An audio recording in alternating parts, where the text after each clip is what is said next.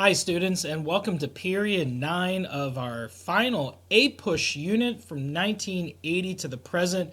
And before we get started, want to give a shout out to all those students out there, especially those from the Catholic High School of Baltimore, because I know that they're going to be rocking it on their AP exam this year.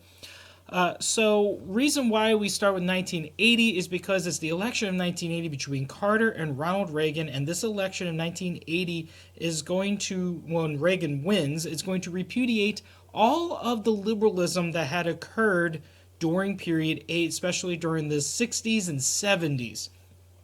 For the most part. So Reagan does win in a landslide. In fact, Reagan even promised that the Iranian hostages would be released, which they were on the day of his inauguration. And they can really, by they, I'm talking about historians, could really kind of pinpoint really this rise of conservatism to three main things. This idea of trying to stop communism again, rise of big businesses and big business interests, and the religious right. So, Ronald Reagan, he's a very interesting individual because his economic policies, called Reaganomics, also known as the trickle-down theory, also known as supply-side economics. All of it really is that it's cutting taxes, especially more the top 1% or so business owners, rich people, in order to reinvest their money into the economy, either by growing their businesses or purchasing things. So even though he's more conservative from that aspect and talking about smaller government, he also increases the federal deficit by growing social programs such as Social Security and Medicare. Okay, so keep that in mind as well, that even though he's talking about small government, he does in fact discuss the ideas, at least, of growing social programs and even trying to get welfare reform, which he does not get. It will be later down the road, but he's at least trying to promote welfare reform. And a lot of his spending, because I told you that the federal deficit is going to go up, is because of his battle with the evil empire. This evil empire is the Soviet Union. This rise of communism, this fear of communism again growing within the United States, that Ronald Reagan's kind of bringing back the old 1950s style thinking of the Soviet Union. And what Reagan really starts to kind of do is this thing called Star Wars, or this SDI initiative, Strategic Defensive Initiative, where he was claiming that the United States was on its way to building lasers to defend the United States from Soviet missiles that could be launched. And when the Soviet Union saw, like, oh my goodness, the United States is using lasers, we better do something about this, and the Soviet Union is eventually going to bankrupt itself. That's just kind of the way that it goes, at least from that standpoint. So Reagan comes up with this idea of the Reagan Doctrine. And pretty much what it is that he was going to support any anti-communist regime. It doesn't even matter if they're a dictatorship. It doesn't matter if they're being run by a unicorn. As long as they're anti-communist, Ronald Reagan said he will support you. And this is where his administration gets into a little bit of trouble with this thing called the Iran-Contra scandal, in which he's going to be funding this group, this rebel group in Nicaragua called the Contras.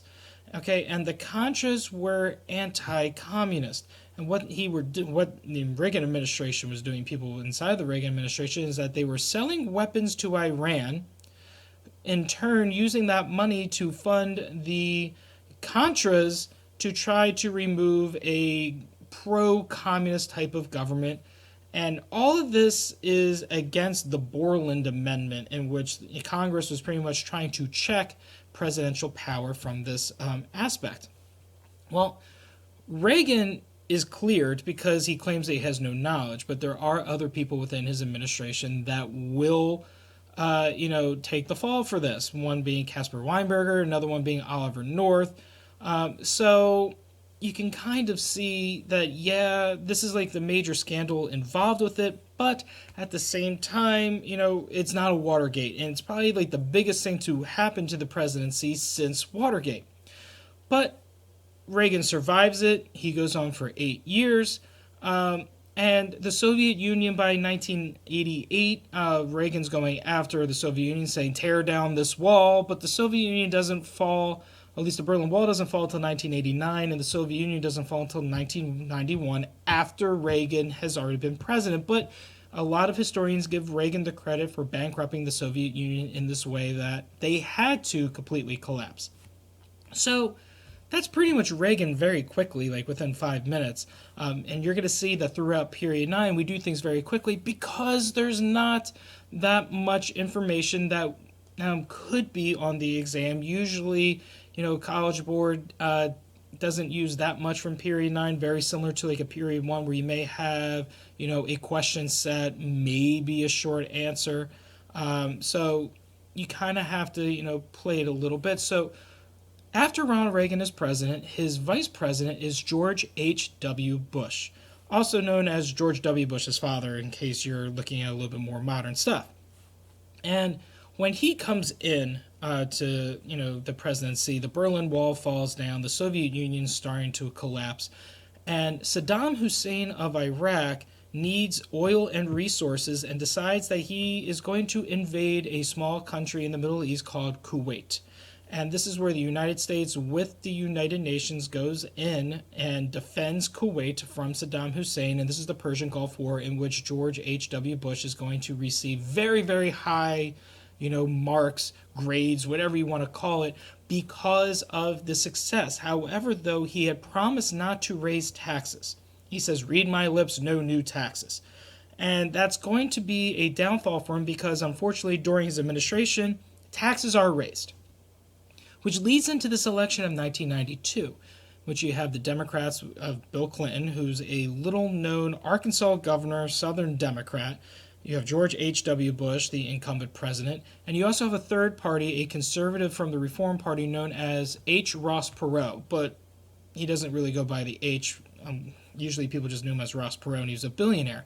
And he was also quite conservative as well. So what happens is that it's very similar to the election of 1912 between Woodrow Wilson, Theodore Roosevelt, and William Howard Taft, in which the Republican vote and a lot of the conservative vote is going to be split.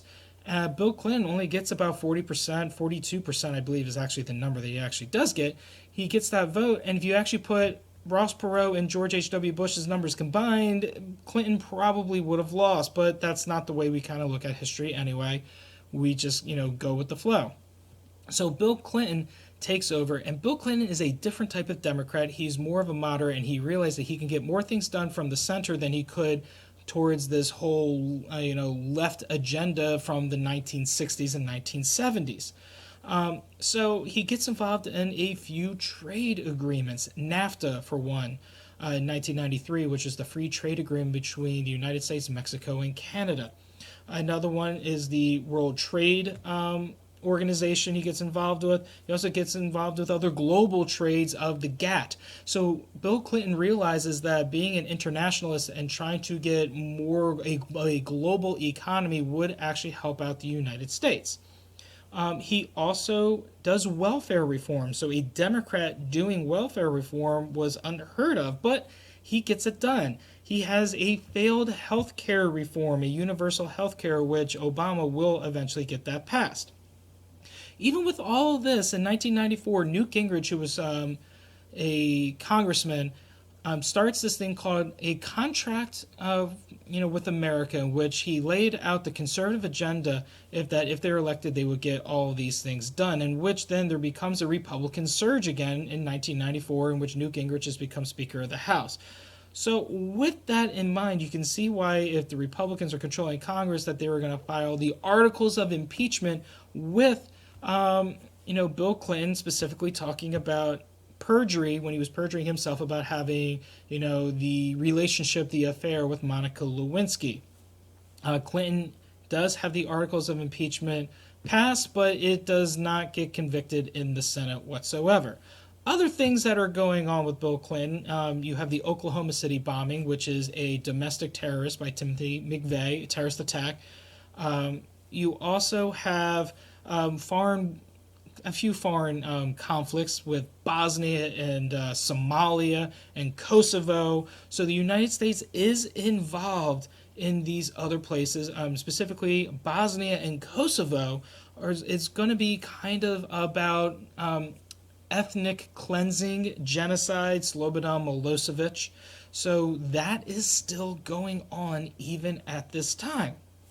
Now, Bill Clinton, after his impeachment, he's pretty much just kind of, ride out the rest of his term, not really making too many waves. And then we get to the election of 2000, which is a complete nightmare. You have George W. Bush, governor of Texas, versus Vice President Al Gore. And it comes down to the state of Florida, in which then there's going to be a recount in the state of Florida, and no one can win without the electoral votes needed in Florida. So everyone's counting votes here, there, whatnot. Gore wins, Bush wins, Gore wins. Each day everything changes until we get into the Supreme Court case called Bush v. Gore, in which the Supreme Court stopped the counting, and whatever the results were from the last recount, that was going to be it. Gives George W. Bush the victory. He becomes president of the United States. So when we're talking about George W. Bush, we always think about 9/11 because that is going to be the main thing that is going to occur during George W. Bush's administration. And with the 9/11 attacks, which was by Osama bin Laden and Al-Qaeda, you start to see different effects of that, which is going to be the foreign aspect of it, which is now the war on terror and the Bush Doctrine. And the Bush Doctrine is pretty much saying that the United States will go after any country that was going to be harboring or helping out or supplying weapons to any country with terrorism. Okay? So this is where you're just going to start to see the wars of Afghanistan and Iraq come in. Removing Saddam Hussein, removing the Taliban because of this Bush Doctrine saying that they were supplying terrorists with weapons. They never found the weapons with Saddam Hussein, these weapons of mass destruction, they were never found. The Taliban did have Osama bin Laden, which eventually he's going to be found in Afghanistan. Other aspects of George W. Bush is this thing called the Patriot Act, in which George W. Bush and Congress passed it in order to take away a little bit of freedoms in order to find terrorism. And this is talking about going onto like the internet, Facebook, emails, whatever. If you start typing in certain things that the United States could use that against you as an anti-terrorist thing. Guantanamo Bay was being opened. This is where they brought all the terrorists to interrogate them. Other domestic things is education movements such as No Child Left Behind. And another major domestic thing is Hurricane Katrina occurred in 2005, and which was a huge natural disaster and causes gas prices to skyrocket and everything. So George W. Bush definitely a little bit more eventful than his father. However, though, still, at the very end of his presidency, you start to see an economic collapse and the housing bubble, which is going to lead into why in 2008 Barack Obama is going to be elected president of the United States. 2008, Senator Barack Obama versus Senator John McCain. Obama, a very motivational speaker, very good oratory skills and everything like that, sweeps up a lot of the young vote, in which he also has this housing bubble economic crisis that's going on, in which they associate John McCain being a Republican with a lot of these things, since he has been a career politician at this point. Obama gets elected, and then we go on. And one of the first things that Obama does in order to try to stimulate the economy is the American Relief Act, otherwise known as the stimulus bill, in which a lot of money was given to the states in order to try to create, construction projects. He also gets Obamacare passed, which is, the Affordable Health Care Act. And with all of this starts a brand new movement called the Tea Party movement. And the Tea Party movement happens in 2010, in which was a direct thing against Barack Obama, which T stands for taxed enough already, like you're sipping tea or you're spilling the tea. So that's what the Tea Party was standing for, is this idea of trying to eliminate taxes on the American working class.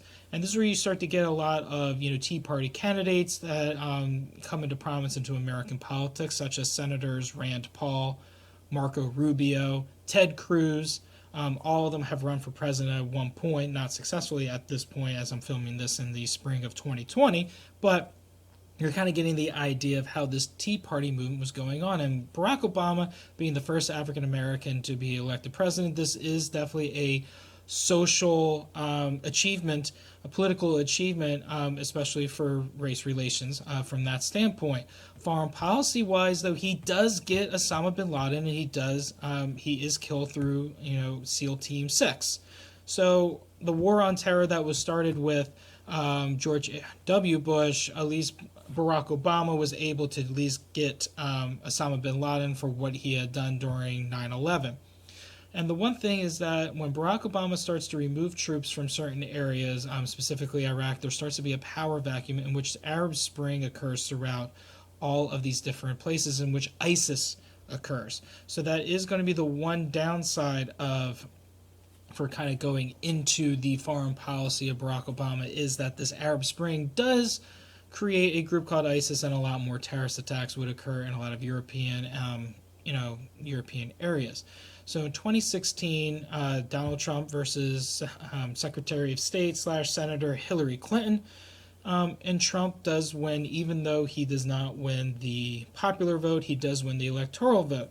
And one of the biggest things that Trump is kind of be associated with right away is going to be the immigration aspects of it, and a lot of nativism that was kind of sparked during the election of 2016. There was a stock market boom and then a crash. And a lot of the crash comes down to the COVID-19 global pandemic, in which we are still waiting to see how, as I'm filming this, how this is all going to pan out. So we are pretty much living in history as we speak because of the COVID-19. Now, let's get into some of the cultural things that were going on during this whole, period 9. You start to see the internet and the digital age start to take over everything. I mean, back in the 1980s, I couldn't be doing this thing called YouTube whatsoever because there was no way I could do anything like that. So the services are going to start to grow even at this time, that a lot of the things that were being made in the United States are going to start to go overseas. But while now in the United States, we start to become a service industry rather than a kind of producing industry. And with that in mind, there's going to be a decline in union members and union membership because a lot of the union jobs are starting to kind of go away.